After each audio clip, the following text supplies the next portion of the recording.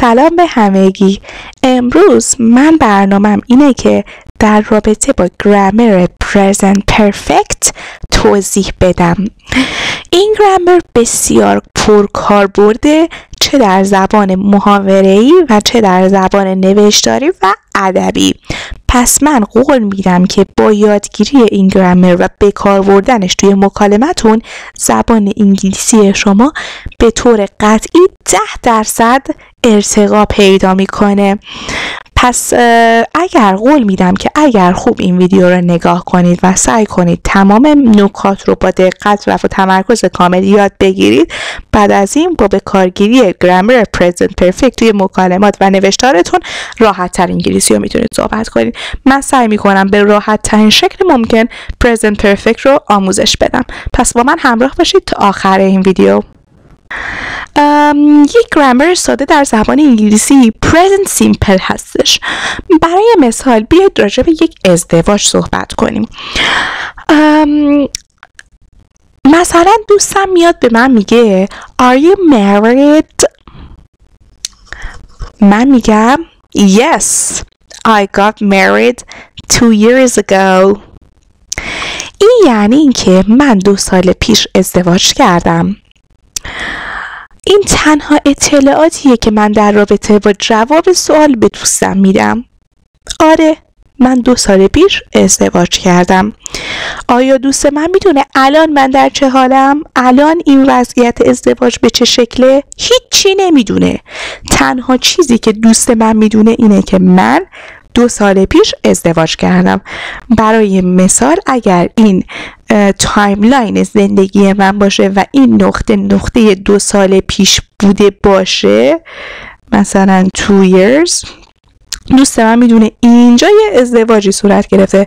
اما اینکه اینجا که الان منه یا مثلا اینجا که مثلا چند وقت پیش منه چه جوری بوده، آیا این ازدواج ادامه داشته، خوب بوده، بد بوده، اصلا جدا شده، هیچی رو دوست من دیگه نمیدونه. فقط میدونه من 2 سال پیش ازدواج کردم.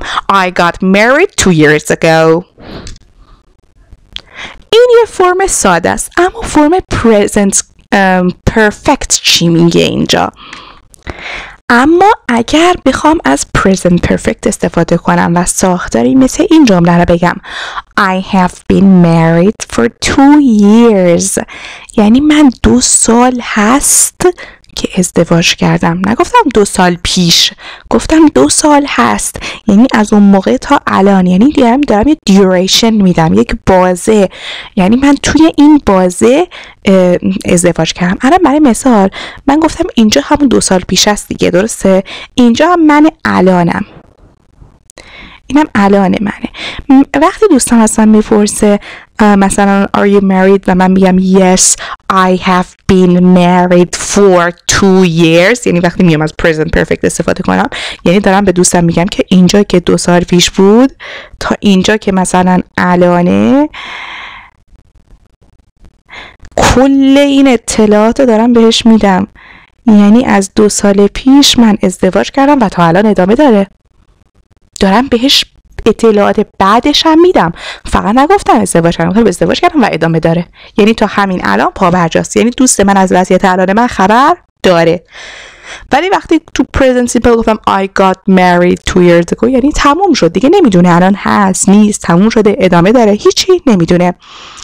پس در واقع present perfect میاد در رابطه با چیزهایی صحبت میکنه که در گذشته اتفاق افتاده و تا الان ادامه داره. حالا من این جمله ما میتونم به 2 صورت بگم. میتونم بگم من 2 ساله که ازدواج کردم، میتونم بگم من از 2 سال پیش ازدواج کردم، یعنی از اون موقع تا الان، که تا الانش رو نمیگیم. در اون صورت since به کار میره. I have been married since 2023. من از سال 2023 ازدواج کردم. اینجا تو هم since میتونیم استفاده کنیم، هم for میتونیم استفاده کنیم. زمانی بگم که I've been married for 2 years، یعنی من به مدت 2 سالی که ازدواج کردم. وقتی بگم I have been married since مثلا 2 years ago یا since 2023 یعنی من از اون موقع ازدواج کردم، هر دو یه معنی رو میده، اصلا فرقی نمیکنه. پس هر جا for since دیدید بدونید یکی از نشانه های present perfect هستش. من در 5 دقیقه به طور کامل گرامر present perfect رو تدریس کردم. امیدوارم لذت برده باشین و یاد گرفته باشین و از این گرامر توی جملات روزمره‌تون در محاورات انگلیسیتون استفاده کنین. اگر میخواید سوالاتی رو از present perfect داشته باشین میتونید به من پیام بدید یا زیر این پست کامنت کنید تا براتون ارسال کنم. خیلی متشکرم که در این ویدیو منو دنبال کردین. توی ویدیوهای آینده سعی بر این دارم که روی مکالمه زبان انگلیسی کار کنم، چون که من خودم زیاد اعتقادی به یادگیری گرامر ندارم، ولی خب این گرامریه که خودش به مکالمه بسیار کمک میکنه و بسیار تاثیرگذار هستش. به خاطر همین گفتم به صورت خیلی ساده توضیحش رو بدم خدمتتون. روز خوبی داشته باشین. Goodbye.